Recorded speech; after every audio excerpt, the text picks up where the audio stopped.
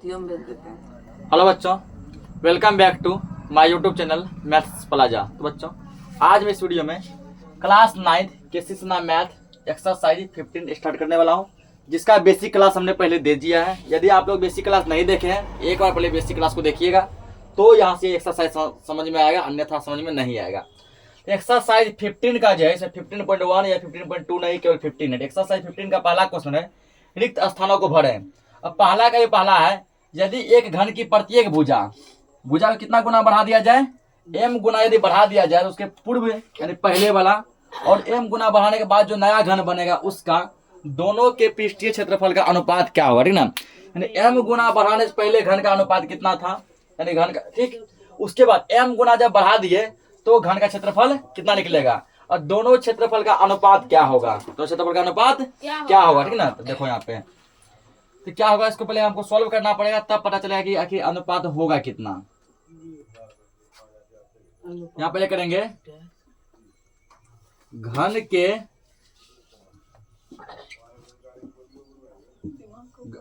घन का पृष्ठ क्षेत्रफल, ये लिखा था ना फॉर्मूला, घन का पृष्ठ क्षेत्रफल।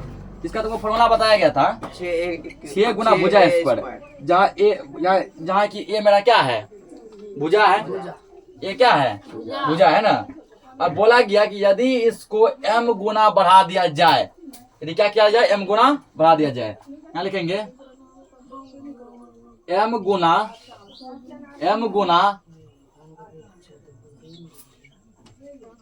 बढ़ाने के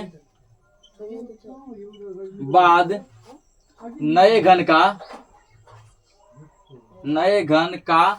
क्षेत्रफल, ठीक ना। अगर जो है, अगर क्षेत्रफल में क्या करेंगे, m गुना बढ़ाने के नया घन बनेगा, तो उसका क्षेत्रफल कितना होगा, तो उसका हो जाएगा, ठीक ना, 6 गुना भुजा स्क्वायर होता है ना। तो भुजा स्क्वायर, यहाँ भुजा कितना बढ़ा दिए हैं, m गुना बढ़ा दिए हैं, भुजा कितना बढ़ा दिए हैं, m गुना बढ़ा दिए हैं। यहाँ तुमको हो जाएगा, यहाँ समझो, भुजा कितना बढ़ाया है, m गुना। पहले भुजा था मेरा a, तो a का स्क्वायर कितना बना, a स्क्वायर बना। अब भुजा मेरा a नहीं है, अब मेरा भुजा है a गुना m गुना बढ़ा दिया ना। अब इसका स्क्वायर कर दो, ये होगा तुमको a स्क्वायर m स्क्वायर होगा ना, a स्क्वायर m स्क्वायर। अब दोनों का तुम निकाल दो अनुपात। क्या निकालेंगे, तो अनुपात निकालेंगे। तो अनुपात निकालने के बाद देखते हैं कि कितना आता है इसका रेशियो निकालेंगे। नीचे निकालेंगे, लिखेंगे अनुपात। अनुपात में क्या होता है, अनुपात का मतलब मोटा मोटी बटे होता है ना। ये जगह था ऊपर 6a स्क्वायर बटे, ये कहाँ आएगा, नीचे 6a स्क्वायर m स्क्वायर। ये कट जाएगा ना, 6 कम 6 कटेगा, बराबर के 1 बटे m स्क्वायर, ठीक ना। और यदि इसको बराबर करेगा तो 1 अनुपात m स्क्वायर। अनुपात मतलब बटे होता है ना, बटे मतलब क्या होता है, अनुपात। बटे का अनुपात लिख सकते हैं और अनुपात को क्या लिख सकते हैं, बटे लिख सकते हैं, ठीक ना। अगर जिसको यहाँ सीधे नहीं बराबर, नीचे करके लिख लेना, नीचे करके, ठीक ना। 1 अनुपात m स्क्वायर इसका हो जाएगा। एक हो गया जहाँ पुराना घन का क्षेत्रफल, और m स्क्वायर हो गया नए घन का क्षेत्रफल। नोट करो इसको। तो अगला क्वेश्चन दिया है 10 मीटर, 15 मीटर एवं 6 मीटर किनारे वाले घनाभ का आयतन, ठीक ना। तो यहाँ पे 10 मीटर मेरा क्या है, लंबाई है, 5 मीटर क्या है, चौड़ाई है, और 6 मीटर क्या है, ऊंचाई है। लिखेंगे यहाँ पे घनाभ का आयतन। तो बेसिक क्लास में हम जो टोटल चीज बता चुके हैं, किसका फॉर्मूला क्या होता है, बताया गया है ना।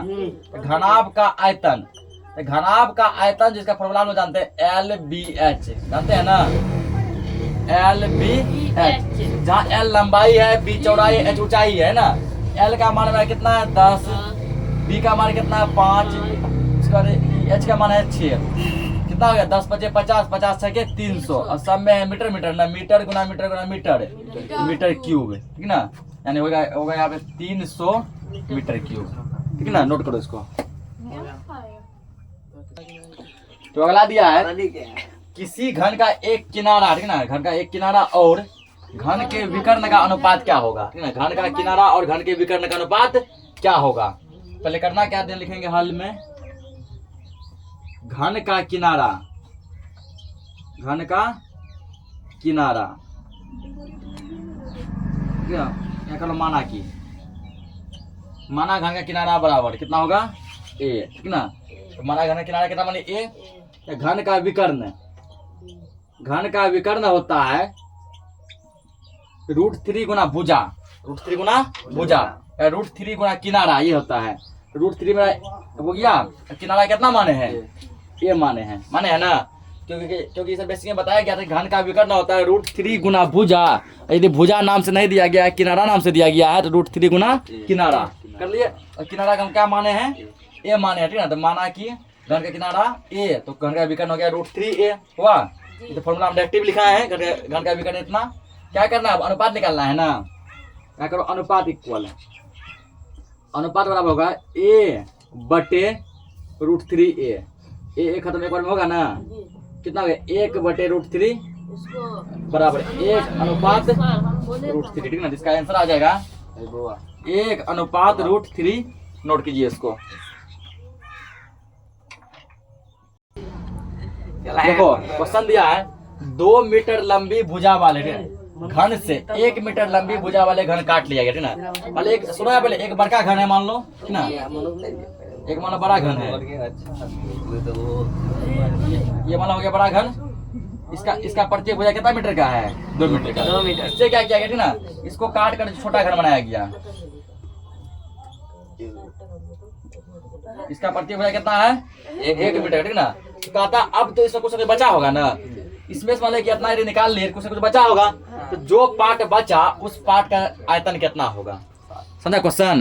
घन का यदि जो है 2 मीटर भुजा वाले घन में से यदि 1 मीटर भुजा वाले घन को काट लिया गया, तो जो शेष घन बचा उस घन का आयतन कितना होगा, ठीक ना। तो पहले यहाँ लिखो बड़े घन का आयतन, कि 2 मीटर वाला तो बड़का ही होगा ना,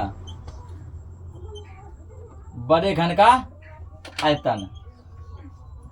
बड़े घन का आयतन जो वो कितना होगा, तो a क्यूब ये होता है ना, जब ए मेरा क्या भुजा है ना, a क्यूब नहीं लिखेगा डायरेक्ट, यहाँ लिख दो भुजा क्यूब, भुजा क्यूब। यहाँ भुजा नाम से दिया है ना, लंबी भुजा। भुजा कितना दिया, 2 दिया है, कर दो क्यूब, 2 दूना 4 दूना 8, ये होगा 8 आयतन है तो मीटर क्यूब, तो लग गया। अब निकालो छोटे घन का आयतन, छोटे घन का आयतन, फॉर्मूला सेम रहेगा ना, क्या रहेगा भुजा क्यूब, क्योंकि आयतन का फॉर्मूला सेम होता है। भुजा तो भुजा क्यूब, या भुजा को मान लो ए बी कुछ मान लो उसका क्यूब। तो भुजा मेरा कितना है, छोटका घन का 1 दिया है ना, क्या करो 1 का क्यूब, 1 का क्यूब अगर 1 क्या आता है, मीटर क्यूब आ गया। अब बोला गया कि इससे इसको काट लेगा यदि, तो कितना बच जाएगा, तो घटा लेंगे, ठीक है ना। बड़का 8 था, 1 मान लो निकाल लिया, कितना बचेगा, 7 बचेगा।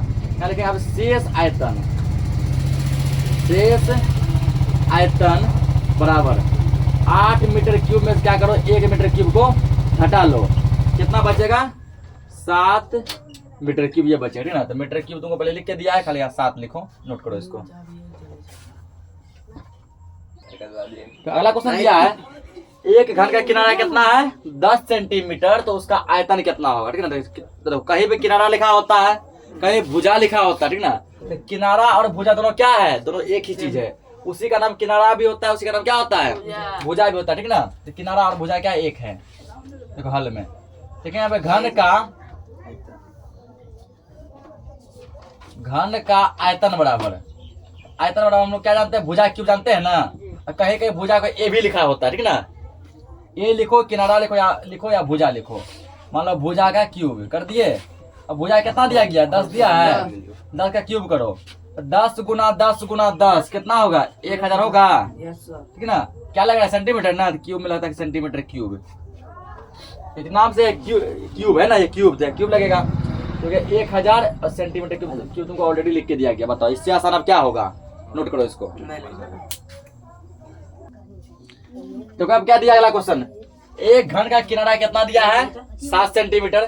तो उस घन का क्या निकालना है, कुल पृष्ठ क्षेत्रफल। यहाँ आयतन निकालना था ना, यहाँ क्या निकालना है, यहाँ कुल पृष्ठ क्षेत्रफल निकालना है। इसके लिए हम सभी को जो है घन के कुल पृष्ठ क्षेत्रफल क्या होना चाहिए, पता होना चाहिए, ठीक है ना। ठीक है, यहाँ पहले घन का कुल पृष्ठ क्षेत्रफल, कुल पृष्ठ का कर दो, घन का कुल पृष्ठ का क्षेत्रफल, घन के कुल पृष्ठ का क्षेत्रफल कर दिए। इसका क्षेत्रफल हम लोग क्या जानते हैं, 6 गुना भुजा स्क्वायर, ये जानते हैं ना, 6 गुना भुजा स्क्वायर, या डायरेक्ट इसको 6a स्क्वायर ऐसे भी लिख सकते हैं, लिख सकते हैं 6a स्क्वायर। ये मेरा क्या है, ये मेरा भुजा है, ये मेरा क्या है, ये मेरा भुजा है। 6 या गुना चुपल गुना, भुजा कितना दिया है देखो तो 7 दिया है, 7 करो स्क्वायर, 6 गुना 7 से कितना होता है 49, 49 को 6 गुना करो, 6 नमा 54 के 4 5, तो 24 5 29, 294 क्षेत्रफल है तो सेंटीमीटर स्क्वायर, क्या हो जाएगा 294 सेंटीमीटर स्क्वायर। नोट कीजिए इसको। देखो यहाँ पे कुछ ऐसा क्वेश्चन है ना अब जिसको केवल जो हम लोग बेसिक के माने समझ सकते हैं, इसको सॉल्व करना जरूरी नहीं है, ठीक। तो देखो यहाँ पे एक मान लो फिगर हम ड्रॉ करते हैं घन का, अल्लाह कौन करेगा, ये मान लो किसका फिगर है, ये घन का फिगर है, ठीक ना।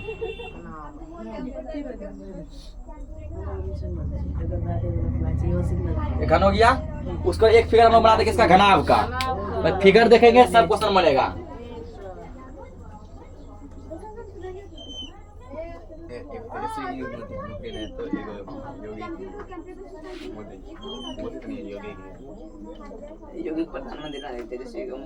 अरे हल्ला मत कीजिए, देखिए यहाँ पे